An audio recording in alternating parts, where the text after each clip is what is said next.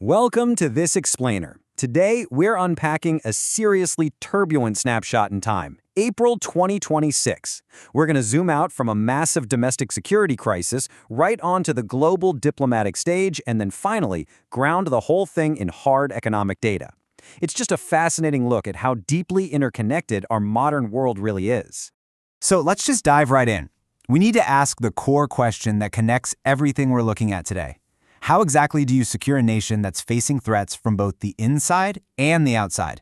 This one single question really bridges an unprecedented assassination attempt, a pretty tense royal state visit, and a super complex global oil shock. And get this, they are all happening at the exact same time. To make sense of all these massive headlines, here's our roadmap for the explainer. First, the assassination attempt at the WHCD. Then, a tense royal visit, followed by US-UK friction over Iran. Fourth, the oil shock's ripple. And finally, how the Fed holds the line. Section 1. The assassination attempt at the WHCD. We're starting with the most visceral event of the week, the domestic security breach that absolutely rattled Washington. When you lay out the timeline from the night of the dinner, the sequence of events is just startling. The suspect literally charged through a security checkpoint armed with a long gun. Law enforcement reacted instantly. They fired 5 times, but incredibly, the suspect fell to the ground completely uninjured. Actually, he was successfully arrested before he even got anywhere near the ballroom where President Trump and administration officials were seated. So the protective detail managed to neutralize this massive threat without a single injury to the suspect. It's wild.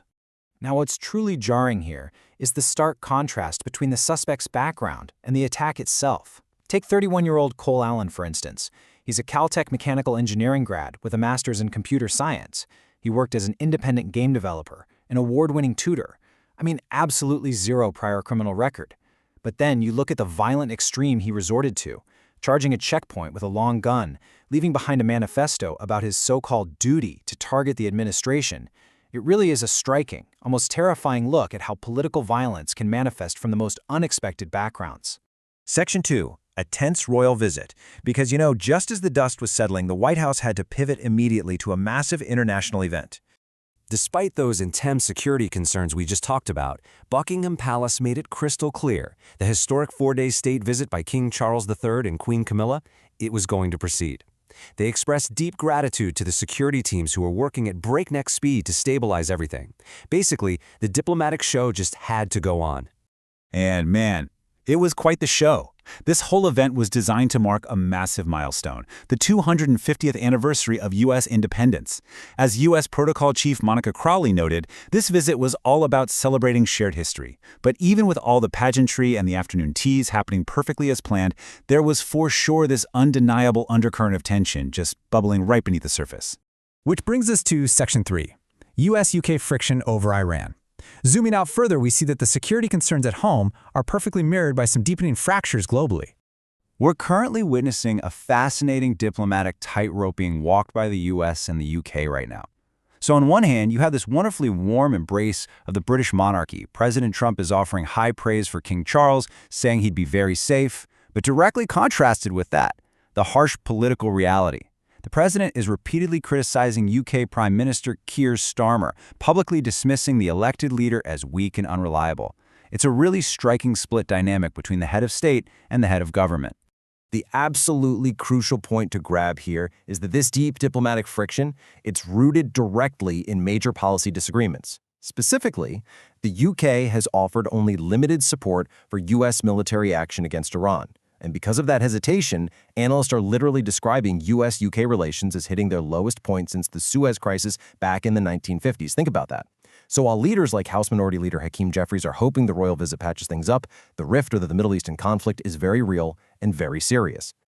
And that conflict brings us to Section 4, the oil shock's ripple. Because geopolitics doesn't just strain alliances, right? It directly hits the global economy.